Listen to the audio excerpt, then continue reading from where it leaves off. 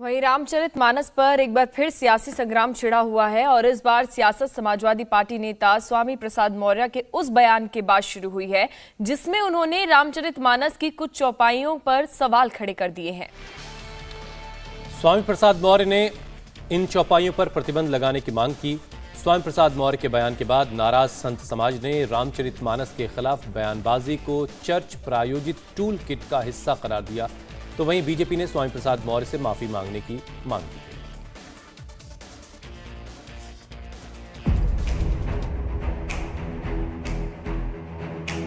ऐसे अपमानजनक शब्दों को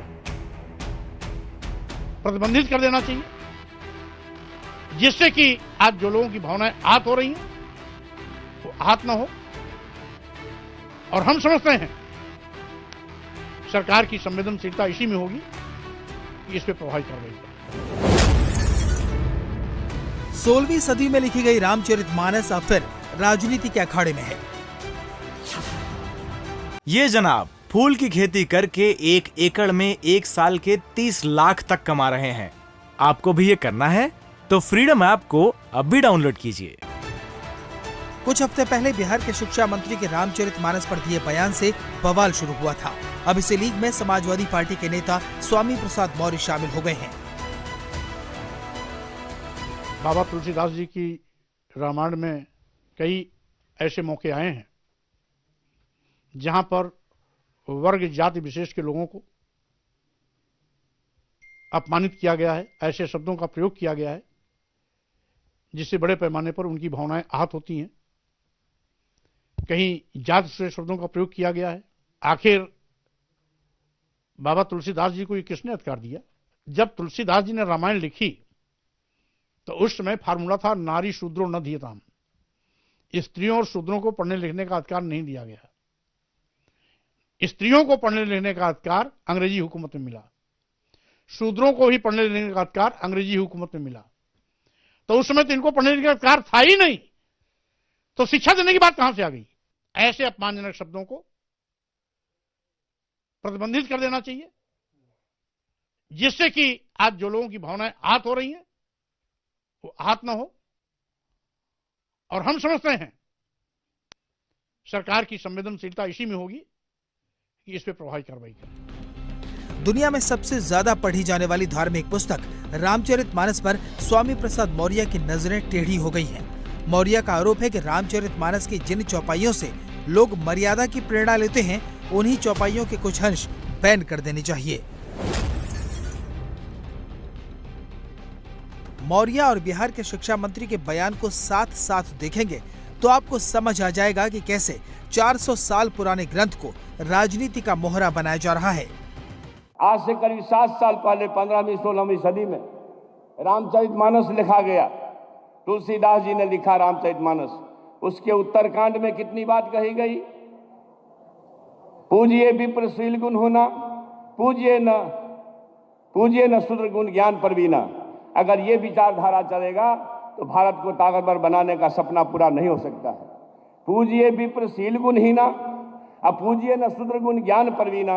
अगर ज्ञान से परवीन भी बाबा भीमराव अंबेडकर है तो वह पूजने नहीं है। बाबा तुलसीदास जी की रामायण में कई ऐसे मौके आए हैं जहां पर वर्ग जाति विशेष के लोगों को अपमानित किया गया है, ऐसे शब्दों का प्रयोग किया गया है जिससे बड़े पैमाने पर उनकी भावनाएं आहत होती हैं। कहीं जात से शब्दों का प्रयोग किया गया है। आखिर बाबा तुलसीदास जी को ये किसने अधिकार दिया? जब तुलसीदास जी ने रामायण लिखी तो उस समय फार्मूला था नारी शूद्रो न धीयताम। स्त्रियों और शूद्रों को पढ़ने लिखने का अधिकार नहीं दिया गया। स्त्रियों को पढ़ने लिखने का अधिकार अंग्रेजी हुकूमत में मिला। पहले चंद्रशेखर के बयान पर बवाल हुआ, अब मौर्य के बिगड़े बोल से संत समाज नाराज हो गया है। मांग की जा रही है कि रामचरितमानस पर प्रतिबंध की मांग करने वाले नेता को ही बैन किया जाए। जहाँ पर जो भी चौपाई है उसका पूरा प्रसंग लेना चाहिए, तभी पता चलेगा ये चौपाई किसने कहा, ये किस उद्देश्य से कहा गया, किस परिप्रेक्ष्य में रहा, या बिना जाने इस प्रकार से जो उसका प्रतिबंध लगाने की घोषणा ये स्वामी प्रसाद मौर्य जी ने किया है वो बिल्कुल गलत है।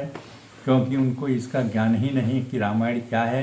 रामायण जन के नायक भगवान राम का चरित्र है। जिस तरह से सपा नेता स्वामी प्रसाद मौर्य ने बयान दिया है रामचरितमानस को लेकर के, अयोध्या से मैं तपस्वी छावनी पीठाधीश्वर जगत गुरु परमहंस आचार्य उनको शास्त्रार्थ के लिए चुनौती देता हूं। मैं चैलेंज करता हूं कि वो रामचरितमानस की एक भी चौपाई शुद्ध बोल नहीं पाएंगे। जब जो व्यक्ति एक हिंदी की शुद्ध चौपाई नहीं बोल सकता है, वो अर्थ क्या करेगा? इस तरह की राजनीति जो कर रहे हैं लोग, जहर घोल रहे हैं समाज में, ऐसा नहीं करना चाहिए। रामचरितमानस अपने आप में इतना सक्षम और समर्थ ग्रंथ है कि वह मानसिक तौर पे दिवालिये व्यक्तियों को भी ठीक कर सकती है। सतपंच चौपाई मनोहर जान जो नर उर धरे, 5-7 चौपाइयों को जिन्होंने अपने हृदय में बैठा लिया है उनका भगवान कल्याण करते हैं, ऐसा रामचरितमानस खुद ही घोषणा करती है। दूसरे, मेरा यह विश्वास है कि रामचरितमानस का स्वामी प्रसाद मौर्य जी एक बार उसे पढ़ें कायदे से। हो सकता है उनके जैसे खल व्यक्तियों का हो सकता है उनके जैसे दल बदलुओं का भी कल्याण हो जाए। स्वामी प्रसाद मौर्य जी, उन पे प्रतिबंध लगाना चाहिए, उनको राजनीति पे प्रतिबंध लगाए जाने की आवश्यकता है, क्योंकि जब इतनी वो समझने में नाकाम है कि जिस देश की बहुसंख्यक का वो सम्मान नहीं कर सकते, तो उनको राजनीति में रहने का कोई अधिकार नहीं। जो हिंदू की भावनाओं को आहत करे उस पर प्रतिबंध लगाया जाना ही अंतिम वो है। मैं देश भर के संतों को लग रहा है कि हिंदू धर्म ग्रंथों पर अचानक बढ़े हमले के पीछे कोई टूल किट है जो इस देश को अस्थिर करना चाहता है, और समाजवादी पार्टी के नेता स्वामी प्रसाद मौर्य का बयान इसी टूल किट का हिस्सा भर है। पहले बिहार के शिक्षा मंत्री चंद्रशेखर, बाद में उत्तर प्रदेश में पूर्व मंत्री स्वामी प्रसाद मौर्य, अथवा कर्नाटक के एक तथाकथित मूढ़ बुद्धिजीवी के द्वारा भगवान राम और रामचरितमानस को लेकर जो टिप्पणी की गई, अखिल भारतीय संत समिति कठोर शब्दों में निंदा करती है। अखिल भारतीय संत समिति का यह मानना है कि ये चर्च प्रायोजित वामपंथी टूल किट का हिस्सा है, जिसमें कहीं न कहीं पूरे देश को अस्थिर करने के लिए हिंदू मानबिंदु उनके धर्म ग्रंथों को गालियां दी जाएं। संत समाज ने बयान की टाइमिंग पर सवाल उठाए, देश को अस्थिर करने का आरोप लगाया, तो रामचरितमानस के जानकारों ने प्रसंग सहित मानस के पाठ की सलाह दी और कहा कि रामचरितमानस में सभी वंचित वर्गों की चर्चा की गई है और उसकी वही खासियत तुलसी को भारत का लोकनायक बनाती है। ये जो लोग बोलते हैं उन्होंने न गरीबी देखी है न इसका किया है, और जितना अब सारे जगत को जो सियाराम में मानता था उसकी महिमा का बखान नहीं किया जा सकता। और उन्होंने जितनी श्रद्धा से जितने वंचित वर्ग के लोग हैं, वो केवट हों, निषाद राज हों, सबरी हों, बानर भालू लोग हों, जितने सब जनजातीय लोग थे, सबके प्रति जिस श्रद्धा भाव से लिखा है, वो तुलसी को अमर महाकवि बनाता है, लोकनायक बनाता है। विद्वानों ने मानस की महिमा बताई, संतों ने हिंदू धर्म के अपमान का आरोप लगाया, तो सियासत ने एक सुर में एसपी नेता स्वामी प्रसाद मौर्य के विवादित बयान की निंदा की, बयान वापस लेने और माफी मांगने को कहा। इस तरह का बयान कोई विक्षिप्त आदमी ही दे सकता है, और इस समाजवादी पार्टी को तय करना है कि उनका बयान है या पार्टी का बयान है। लेकिन समाजवादी पार्टी का जो इतिहास रहा है, उस इतिहास में हमेशा उन्होंने हमारे धार्मिक उत्सवों पर, धार्मिक पर्वों पर प्रतिबंध लगाने का काम किया है। चाहे कांवर यात्रा हो, कांवर यात्रा को प्रतिबंध करने का काम, डीजे को प्रतिबंध करने का काम समाजवादी पार्टी की तत्कालीन सरकारों ने किया है। लेकिन मैं निश्चित रूप से कहूँगा, स्वामी प्रसाद मौर्य जी को इस तरह से बयान नहीं देना चाहिए और उन्हें इस बयान के लिए माफ़ी मांगनी चाहिए। देखिए, रामचरितमानस की एक एक चौपाई 500 वर्षों के बाद भी सार्थक है, और आज भी समाज के हर वर्ग, हर व्यक्ति आज भी तुलसीदास जी की चौपाई को आज महसूस करता है कि आज हमारे बीच में कहीं ना कहीं ये सब घटनाएं घटित हो रही हैं। तो वो स्वामी प्रसाद मौर्य जी ने जो बयान दिया है वो डिप्रेशन में दिया है, क्योंकि वो राजनीति में जो जब से वो चुनाव हारे हैं, वो जनता ने उनको नकारा है, तब से वो बहुत ही जो है दुखी है और अपने को चर्चा में लाने के लिए उन्होंने इस तरह का बयान दिया। ये जनाब फूल की खेती करके 1 एकड़ में 1 साल के 30 लाख तक कमा रहे हैं।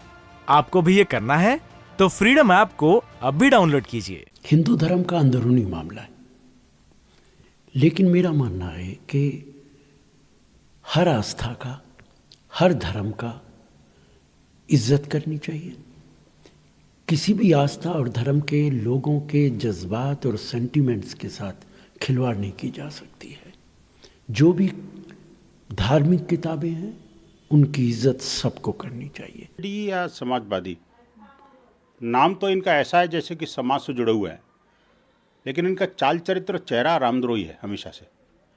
एक ने निहत्थे राम भक्तों को मरवा करके, संतों की पावन परंपरा को रोक करके, उनको ऊपर प्रहार करके और अपने आप को गौरवान्वित महसूस किया, तो वहीं दूसरी तरफ चारों घोटाले करके और रामरथ को रुकवा करके उन्होंने रामद्रोह और हिंदू द्रोह की सारी पराकाष्ठाएं लांघ दी। इंडिया टीवी हर वक्त हर जगह डाउनलोड करने के लिए सर्च करें India TV news Google play store या ऐप स्टोर पर।